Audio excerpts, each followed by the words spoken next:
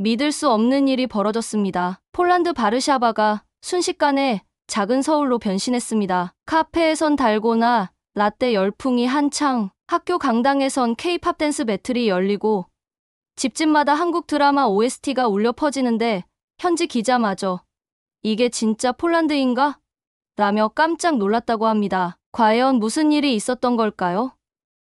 오늘의 사연 바로 시작합니다. 제 이름은 알렉산드라 카르볼스카예요. 저는 크라쿠프에서 자랐고 지금은 바르샤바의 작은 신문사에서 신입 기자로 일하고 있어요. 대학에서 저널리즘을 공부했는데 그곳에서 유럽 문화와 역사에 푹 빠졌었죠. 이탈리아 르네상스 그림, 독일 클래식 음악, 프랑스 문학, 이런 것들이 제 심장을 더 빠르게 뛰게 했어요. 저는 폴란드 극장과 유럽 미술관에 관한 중요한 기사를 쓰는 꿈을 꿨었죠. 한국이요? 제게는 그저 아시아 어딘가에 있는 작은 점에 불과했어요. 학교에서 저는 단 2가지만 배웠어요. 1950년대에 큰 전쟁이 있었다는 것과 어떻게든 그 나라가 매우 빠르게 부유해졌다는 것이요. 그게 제가 아는 전부였고 솔직히 알아야 할 필요가 있다고 생각한 전부였어요. 저희 사무실은 오래된 건물의 5층에 있었어요. 엘리베이터가 자주 고장나서 저는 매일 계단을 올라가며 어떤 기사를 쓸지 생각했었죠. 그 월요일 저는 시내에서 개막하는 새 폴란드 연극을 취재하는 임무를 맡길 바랐어요. 제 상사인 야누시 코파브스키는 30년 동안 기자로 일해왔어요. 그의 머리는 회색이었고 얼굴은 항상 피곤해 보였죠. 그의 사무실에는 도시가 내려다 보이는 큰 창문이 하나 있었어요. 그날 아침 제가 들어갔을 때 그는 그 창가에 서서 아래 거리의 사람들을 지켜보고 있었어요. 알렉산드라, 최근에 바르샤바에서 뭔가 다른 점을 느껴봤어요? 그가 돌아보지도 않고 물었어요. 저는 그가 무슨 말을 하는지 확실하지 않았어요. 메인 스트리트의 공사요? 제가 추측했죠. 그는 고개를 저으며 마침내 저를 바라봤어요. 지난 3년 동안 한국 문화가 폴란드에서 성장하고 있어요. 우리 음악, 음식, 텔레비전에서 볼 수 있지요. 사람들이 그 언어를 배우고 있어요. 왜 그런 것 같아요? 저는 눈을 굴리지 않으려고 노력했어요. 한국 식당도 보고 노래도 들었지만 중요하게 느껴지지 않았거든요. 그냥 지나가는 유행일 뿐이에요. 저는 자신 있게 말했어요. 일본 만화가 인기 있었을 때처럼요. 곧 사라질 거예요. 야누 씨는 웃지 않았어요. 그는 책상 위에서 손가락을 두드리며 진지한 눈으로 저를 바라봤어요. 저는 그렇게 생각하지 않아요. 이건 뭔가 다른 느낌이에요. 이 한류에 대해 조사해보길 바라요. 사람들과 얘기하고 행사에 방문하고 한국 문화가 왜 폴란드 사람들과 연결되고 있는지 알아보세요. 제 마음은 실망감으로 가라앉았어요. 실망으로 얼굴이 뜨거워지는 것을 느낄 수 있었어요. 이건 제가 원하던 임무가 아니었어요. 저는 수년간 유럽 역사를 공부했었죠. 폴란드 문학과 예술에 대해 잘 알고 있었어요. 그런데 이제 어떤 외국 유행에 대해 쓰는데 시간을 낭비해야 한다고요? 하지만 신입 기자들은 편집장에게 거절할 수 없어요. 저는 고개를 끄덕이며 전문적으로 들리려고 노력했어요. 오늘부터 시작할게요. 제가 말했어요. 비록 속으로는 화가 나 있었지만요. 책상으로 돌아와서 컴퓨터 화면을 바라봤어요. 왜 한국인가요? 왜 프랑스 영화나 이탈리아 오페라가 아닌가요? 폴란드 문화에 실제로 중요한 것이요? 저는 야누 씨가 저희 재능을 어리석은 임무에 낭비하고 있다고 느꼈어요. 제 노트북, 녹음기, 카메라를 가방에 넣었어요. 지퍼를 닫으면서 창밖을 내다봤어요. 비가 바르샤바 거리에 내리기 시작했어요. 사람들은 꽃처럼 펴지는 우산을 들고 서둘러 걸었어요. 도시는 회색과 젖은 느낌이었고 제 기분과 정확히 일치했어요. 그냥 하나의 기사일 뿐이야. 제 스스로에게 말했어요. 빨리 쓰고 유럽 문화에 관한 진짜 저널리즘으로 돌아가야지. 코트를 입고 문을 향해 나섰어요. 제가 원하지 않았던 이 임무가 모든 것을 바꿀 거라고는 생각지도 못했어요. 제가 세상을 보는 방식, 문화를 이해하는 방식, 심지어 제 자신에 대해 생각하는 방식까지요. 제 여정은 이제 막 시작되었고 한국, 제가 생각 없이 무시했던 나라, 제가 상상하지 못했던 방식으로 제 눈을 뜨게 할 참이었어요. 저는 코트와 가방을 챙기면서 새로운 과제에 대해 여전히 화가 나 있었어요. 왜 폴란드 연극이나 유럽 예술에 대해 쓸 수 있을 때 한국 문화에 제 시간을 낭비해야 하는 거죠? 노트북을 챙기면서 저는 계속 얼굴을 찌푸리고 있었어요. 그때 정치 뉴스팀의 베로니카 시벤스카가 제 책상 옆을 지나갔어요. 그녀는 40대 중반으로 짧은 회색 머리카락을 가진 모든 사람이 존경하는 분이었죠. 저는 언젠가 그녀처럼 되고 싶었어요. 중요한 정치 이야기를 쓰는 사람이지 외국 트렌드에 관한 가벼운 기사를 쓰는 사람이 아니라요. 새 과제 받았어요. 그녀가 제 책상에 멈춰 서서 물었어요. 한국 문화 기사요. 저는 제가 얼마나 불행하게 느끼는지 숨기지 않고 대답했어요. 베로니카가 다음에 한 말은 저를 완전히 놀라게 했어요. 그거 재미있겠네요. 저는 최근에 오징어 게임을 보고 있는데 멈출 수가 없어요. 저는 펜을 떨어뜨릴 뻔했어요. 진지한 정치 기자가 한국 TV 프로그램을 본다고요?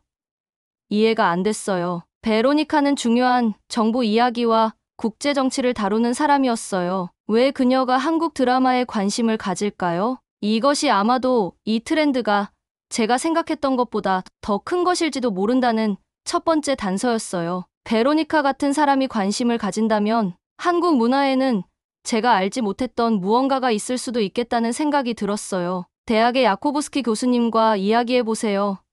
베로니카가 떠나기 전에 제안했어요. 그분은 한국학을 가르치시는데 10년 전에는 학생이 5명뿐이었는데 지금은 100명이 넘는 사람들이 들어가려고 한대요. 건물을 나서면서 그녀의 말이 계속 머릿속에 맴돌았어요. 한국에 대해 배우고 싶어하는 학생이 100명이나 된다고요? 왜죠? 폴란드에 없는 것이 한국에는 무엇이 있는 걸까요? 그날 저녁 제 작은 아파트에서 따뜻한 차 한 잔을 만들어 놓고 전화를 바라보며 앉아 있었어요. 창밖으로는 바르샤바의 불빛이 어둠 속에서 반짝이고 있었죠. 결국 저는 전화를 들어 야코브스키 교수님께 전화를 걸었어요. 저는 기본적인 사실들을 얻기 위한 빠른 5분 통화를 예상했어요. 하지만 우리는 거의 2시간 동안 이야기를 나눴어요. 그의 깊은 목소리는 한국 문화가 어떻게 오래된 전통과 새로운 아이디어를 섞는지 설명하면서 점점 흥분해졌어요. 그는 폴란드와 비슷한 가족 가치를 보여주는 한국 드라마에 대해 말했어요. 그는 전통적인 소리와 현대적인 비트를 결합한 한국 음악을 설명했어요. 심지어 우리 폴란드 피클처럼 발효 과정을 사용하는 한국 음식에 대해서도 말했어요. 한국과 폴란드는 비슷한 역사를 공유하고 있어요. 그가 말했어요. 우리 두 나라 모두 다른 나라들의 침략을 당했어요. 두 나라 모두 자신의 문화를 살리기 위해 싸워야 했죠. 많은 폴란드 사람들이 이런 공유된 경험 때문에 한국의 연결감을 느껴요. 저는 메모를 했지만 여전히 확신이 없었어요. 네. 우리 모두 역사 속에서 힘든 시간을 겪었지만 폴란드는 수세기 동안 예술과 문화의 중심지인 유럽에 있었어요. 한국은 너무 멀고 너무 달랐어요. 전화를 끊기 전에 야코브스키 교수님은 저에게 인상 깊은 말을 했어요. 한국어를 배우면 폴란드어나 영어에는 존재하지 않는 감정을 표현하는 새로운 방법을 발견하게 됩니다. 그것은 흑백만 보다가 새로운 색상을 발견하는 것과 같아요. 그날 밤 저는 잠을 잘 수 없었어요. 교수님이 말한 것에 대해 생각하며 침대에서 뒤척였죠. 언어가 정말로 새로운 감정을 보여줄 수 있을까요? 저와 너무 다른 문화가 저에게 가치 있는 것을 가르쳐 줄 수 있을까요? 다음 날 아침, 저는 도서관에 가서 한국 역사에 관한 책을 찾았어요. 그 사진들은 산과 사원이 있는 아름다운 나라를 보여주었어요. 저는 한국이 일본에 의해 침략당한 것에 대해 읽었는데 그것은 폴란드가 다른 나라들에게 침략당한 것과 같았어요. 저는 몇 가지 연결점을 보기 시작했지만 제 마음은 여전히 닫혀 있었어요. 이건 그냥 기사를 위한 거야. 책을 대출하면서 저는 스스로에게 말했어요. 기본적인 것을 배워서 이야기를 쓰고 더 중요한 일로 넘어갈 거야. 저의 일부는 여전히 이 과제를 거부하고 싶었어요. 저는 제 세계관이 바뀌는 것을 원하지 않았어요. 저는 유럽 렌즈를 통해 사물을 보는 것이 편했어요. 하지만 제 안의 다른 부분, 작은 호기심, 많은 목소리는 아마도 제가 중요한 무언가를 놓치고 있는 것은 아닌지 궁금해했어요. 곧 저는 한국에 대해, 그리고 저 자신에 대해 제가 얼마나 틀렸는지 알게 될 거예요. 토요일 아침, 바르샤바는 먹구름이 깔리고 비가 쏟아지고 있었어요. 책과 함께 침대에서 보내기 딱 좋은 날이었죠. 하지만 그런데도 저는 바르샤바 문화센터 밖에 서서 제 노트북이 젖어가는 걸 지켜보고 있었어요. 저는 한국 문화 축제를 보러 왔었는데 이것이 제 과제를 위한 첫 번째 진짜 발걸음이었어요. 제가 본 광경은 저를 놀라게 했어요. 추운 비에도 불구하고 긴 줄이 건물을 둘러싸고 있었거든요. 저는 아마 몇 명의 호기심 많은 10대들을 볼 거라고 예상했는데 모든 연령대의 사람들이 비 속에서 참을성 있게 기다리고 있었어요. 할아버지 할머니들은 작은 아이들 위로 우산을 들고 있었고 젊은 커플들은 비옷을 함께 나눠 입고 있었어요. 중년 남녀들도 신나게 대화를 나누고 있었죠. 이것이 제가 폴란드에서의 한국 문화에 대해 매우 잘못 생각했다는 첫 번째 단서였어요. 저는 줄에 합류해서 제 재킷 후드를 얼굴 주위로 더 단단히 당겼어요. 제 앞에 있던 여성이 미소를 지으며 이것이 제 첫 축제인지 물어봤어요. 제가 고개를 끄덕이자 그녀는 지난 1년 동안 참석했던 모든 한국 행사에 대해 이야기하기 시작했어요. 그녀는 너무나 신나게 이야기해서 제 의심에도 불구하고 저도 호기심이 생기기 시작했어요. 마침내 저는 건물 안으로 들어갔어요. 따뜻한 공기와 함께 제가 전에 경험해보지 못한 소리와 냄새가 저를 맞이했어요. 화려한 종이 등불이 천장에 매달려 있었고 벽에는 한국의 산, 사찰, 도시의 아름다운 사진들이 전시되어 있었어요. 제가 잘 따라갈 수 없는 비트의 음악이 스피커를 통해 흘러나왔어요. 메인 홀에서는 여러 활동들이 동시에 진행되고 있었어요. 작은 무대에서는 약 8살 정도의 어린 폴란드 소녀가 한복이라는 화려한 드레스를 입고 전통 한국 춤을 공연하고 있었어요. 그녀의 움직임은 느리고 우아했으며 관중들은 조용히 지켜보고 있었죠. 다른 한 구석에서는 아마도 80대쯤 되는 노부부가 김치 만드는 법을 배우고 있었어요. 그들의 손은 고추 페이스트로 빨갛게 물들어 있었지만 진지한 표정으로 조심스럽게 지시를 따르고 있었어요. 그 여성은 계속해서 혼합물을 맛보고 만족스럽게 고개를 끄덕였어요. 음식 갑 한 대가 한 벽을 따라 줄지어 있어서 공기 중에 매콤하고 달콤한 냄새가 가득했어요. 사람들은 비빔밥과 김밥을 맛보기 위해 줄을 서서 기다리는 것도 개의치 않았어요. 저는 이런 음식들에 대해 전에 들어본 적이 없었지만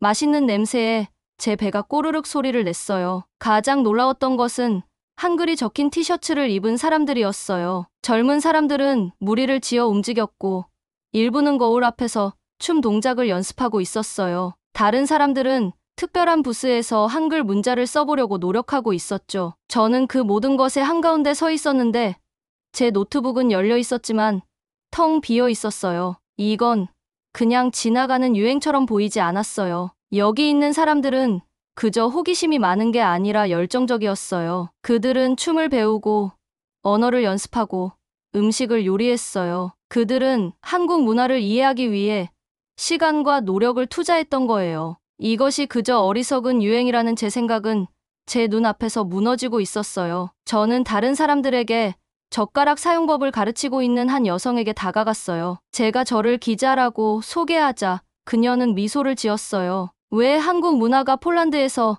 이렇게 인기가 있다고 생각하세요? 저는 제가 주변의 모든 것에 혼란스러웠음에도 불구하고 전문적으로 들리려고 노력하며 물어봤어요. 한국 문화는 우리에게 공동체 의식을 줘요.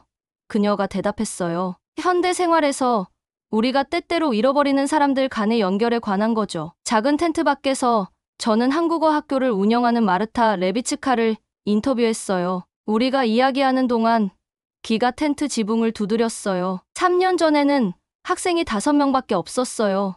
그녀가 말했어요. 지금은 너무 많아서 다 받아들일 수 없을 정도예요. 저도 몇 년 전에 한국 드라마를 보는 것으로 시작했었죠. 회색 머리의 한 남자가 우리 이야기를 우연히 듣고 자신의 이야기를 추가했어요. 그는 한국 역사 드라마를 보기 시작했는데 처음엔 그의 가족이 그를 비웃었대요. 지금은 매주 일요일 저녁 그들 모두 함께 시청한다고 했어요. 그날 저녁 집으로 걸어가는 길에 비는 그쳐 있었어요. 거리는 웅덩이에 도시의 불빛을 반사하고 있었죠. 저는 제가 본 것에 대해 계속 생각했어요. 왜 제 폴란드 동포들이 그렇게 멀리 떨어진 문화에 그토록 관심이 있는 걸까요? 그들은 우리 자신의 전통에서 찾을 수 없는 무엇을 한국의 이야기, 음식, 음악에서 발견한 걸까요? 처음으로 저는 제 저항의 벽에 작은 균열이 생기는 것을 느꼈어요. 어쩌면 결국 이해할 가치가 있는 무언가가 여기 있을지도 모르겠다고 생각했어요. 몇 주 동안 저는 한류에 대해 더 알아보기 위해 바르샤바 곳곳을 방문했어요. 제가 가는 곳마다 문화에 대한 저의 오래된 믿음을 시험했죠. 만나는 사람마다 제가 중요하다고 생각했던 것들에 도전했어요. 때로는 제가 항상 믿어왔던 것과 지금 제 눈으로 보고 있는 것 사이에서 보이지 않는 싸움을 하는 것 같았어요. 저의 첫 번째 방문지는 대학교의 한국어 수업이었어요. 교실은 모든 연령대의 학생들로 가득 차 있었죠. 그들은 제가 전에 들어본 적 없는 소리들을 따라했어요. 우리 알파벳과는 전혀 다른 이상한 기호들을 쓰는 연습을 했고요. 저는 그들이 모든 소리를 정확하게 내려고 열심히 집중하는 모습을 지켜봤어요. 폴란드어도 이미 너무 어려운데 왜 한국어를 배울까? 저는 혼자 궁금해했어요. 수업 후 저는 밝은 파란색 머리를 한 20살 정도의 한 여학생에게 왜 한국어를 공부하는지 물어봤어요. 한국 드라마를 정말 좋아해요. 그녀가 대답했어요. 처음에는 폴란드어 자막으로 봤는데 이제는 원어의 진짜 의미와 느낌을 이해하고 싶어요. 그녀의 대답에 놀랐어요. 저는 항상 자막으로 보는 것이 충분하다고 생각했거든요. 번역할 수 없는 감정을 언어가 담을 수 있다는 것을 전혀 생각해 본 적이 없었어요. 다음 시험은 시내 중심가의 한국 화장품 가게에서 왔어요. 긴 줄의 여성들이 크림과 마스크를 사기 위해 기다리고 있었죠. 저는 항상 폴란드와 프랑스 미용 제품을 사용해왔어요. 왜 사람들이 갑자기 한국 제품에 관심을 갖게 된 걸까요? 가게 주인은 한국 스킨케어가 다른 철학을 따른다고 설명했어요. 빠른 해결책이 아니라 매일 케어하고 예방하는 것에 관한 것이라고요. 여러 단계, 부드러운 성분, 그리고 인내심. 이것은 강한 크림과 즉각적인 결과를 중시하는 유럽식 접근법과는 매우 달라 보였어요. 지역 베이커리에서는 우리의 전통적인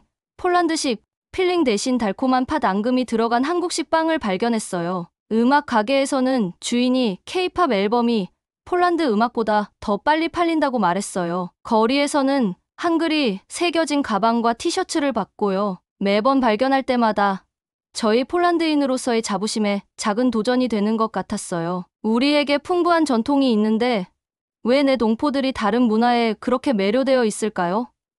인터뷰에서 저는 점점 방어적이 되어 제 의심을 드러내는 질문을 하게 되었어요. 폴란드 문화를 보존하는 데 더 집중해야 하지 않을까요?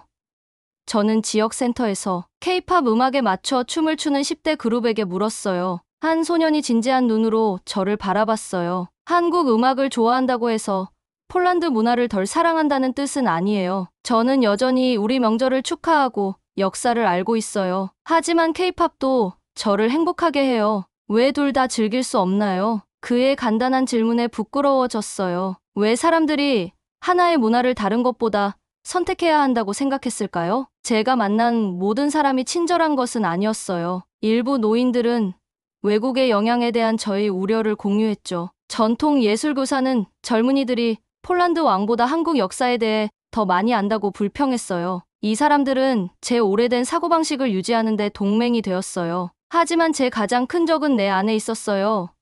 제 자신의 완고한 자존심과 세상에 대한 좁은 시각이었죠. 저는 항상 유럽 문화를 최고로, 가장 중요한 것으로 봐왔어요. 아시아에서 온 것은 저에게 덜 가치 있고 덜 진지해 보였어요. 이 믿음은 이제 매일 시험받고 있었죠. 전환점은 한국문화원에서 한글 서예 워크숍에 참석했을 때였어요. 저는 낮은 테이블에 북과 먹을 앞에 두고 앉았어요. 선생님은 우리에게 행복, 한국어로 행복이라는 단어를 쓰는 법을 보여주셨어요. 조심스럽게 각선을 그리고 기호들을 연결하면서 제 안에서 무언가가 변했어요. 이것들은 종이 위에 이상한 표시만이 아니었어요. 쉽게 배울 수 있도록 설계된 모음과 자음의 우아한 체계였죠. 선생님은 세종대왕이 어떻게 이 알파벳을 학자들뿐만 아니라 일반 사람들도 읽고 쓸 수 있도록 만들었는지 설명해 주셨어요. 저는 제 종이 위에 그 글자들과 이상한 연결을 느꼈어요. 처음으로 저는 한국 문화를 외부인으로서 관찰하는 것이 아니라 참여하고 있었어요. 제 손으로 무언가를 만들고 있었죠. 붓이 제 손가락에서 살아있는 것 같았어요. 먹이 흰 종이 위로 검은 물처럼 흘러갔고요. 글씨를 다 쓰고 나서 저는 제 작품을 응시했어요. 완벽하지는 않았지만 그것은 제 것이었어요. 제 세계와 제가 이제 막 이해하기 시작한 다른 세계 사이의 작은 다리였죠. 서예의 워크숍이 끝난 후에 저 안에서 뭔가가 변했어요. 저는 단지 기사를 위해서가 아니라 더 알고 싶어서 한국 문화를 탐구하기 시작했죠. 새로운 발견 하나하나가 전에는 알지 못했던 세계로 향하는 문을 여는 것 같았어요. 저는 김치 만드는 법을 배우기 위해 지역 수업에 참여했어요. 방 안은 마늘과 고춧가루 향이 강하게 퍼져 있었죠. 양배추 잎에 매운 양념을 섞으면서 제 손이 빨갛게 변했어요. 20년 동안 폴란드에서 살아온 한국 여성 선생님께서 발효를 위해 그 혼합물을 병에 담는 방법을 보여주셨어요. 김치는 단순한 음식이 아니에요. 선생님이 설명하셨어요. 김치는 가족이 함께 모이는 거죠. 수세기 동안 한국 이웃들은 겨울을 위해 김치를 함께 담갔어요. 마치 폴란드 가족들이 함께 피클을 만드는 것처럼요. 이 비교가 저를 깊이 울렸어요. 매년 여름 할머니를 도와 오이 피클을 담그던 기억이 났거든요. 그 익숙한 기억이 이 새로운 경험과 예상치 못한 방식으로 연결되었어요. 집에서 저는 한국의 역사에 관한 다큐멘터리를 보기 시작했어요. 전쟁으로 거의 모든 것이 파괴된 후 한국이 어떻게 스스로를 재건했는지 배웠죠. 나라를 재건하기 위해 함께 일하는 사람들의 모습이 폴란드의 고난을 떠올리게 했어요. 우리 두 나라 모두 끔찍한 어려움을 겪었지만 포기하기를 거부했었죠. 어느 저녁, 저는 컴퓨터 앞에 앉아 제 글의 첫 초안을 바라보고 있었어요. 폴란드를 잠식하는 동양 문화라는 제목이 저를 노려보는 것 같았죠. 제 글을 읽으면서 부끄러움이 밀려왔어요. 모든 문장이 이해가 아닌 판단과 두려움으로 가득 차 있었으니까요. 이것이 제 시련이었어요. 스스로의 진실과 마주해야 하는 순간이었죠. 문서 전체를 삭제하면서 제 손이 떨렸어요. 빈 화면이 마치 물어보는 것 같았어요. 이제 무엇을 쓸 건가요? 저는 새로운 제목으로 다시 시작했어요. 폴란드에서 태어난 작은 한국. 이번에는 차이점이 아닌 우리 문화 간의 연결점에 대해 썼어요. 가족, 인내, 공동체라는 공통된 가치에 대해 설명했죠. 어려움을 극복한 한국의 이야기가 어떻게 폴란드의 역사와 공명하는지 이야기했어요. 이 새로운 글을 쓰는 것은 너무 오래 입고 있던 무거운 옷을 벗는 것 같았어요. 한 단어 한 단어가 이전보다 쉽게 나왔죠. 밤새도록 일하면서 손가락이 키보드 위를 날아다녔어요. 아침이 되자 처음 계획했던 것과는 완전히 다른 글을 써냈었죠. 떨리는 손으로 저는 야누슈에게 제 글을 제출했어요. 이틀 후 그가 사무실로 저를 불렀죠. 비판을 예상하며 들어갔는데 대신 그는 가장 드문 표정, 미소를 지으며 쳐다봤어요. 당신은 단지 한류에 대해 보도하지 않았어. 그가 말했어요. 직접 경험했죠. 그게 이 글을 특별하게 만들어요. 글은 일요일에 발행되었고 월요일 아침까지 제 이메일은 독자들의 메시지로 가득 찼어요. 많은 사람들이 이 문화 현상을 이해하도록 도와줘서 고맙다고 했죠. 몇몇은 한국 문화에 대한 자신의 경험을 공유했어요. 심지어 한국 대사관에서도 감사의 메모를 보냈어요. 하지만 가장 의미 있는 반응은 야콥스키 교수님으로부터 왔어요. 당신의 글은 문화교류의 진정한 의미를 보여줍니다.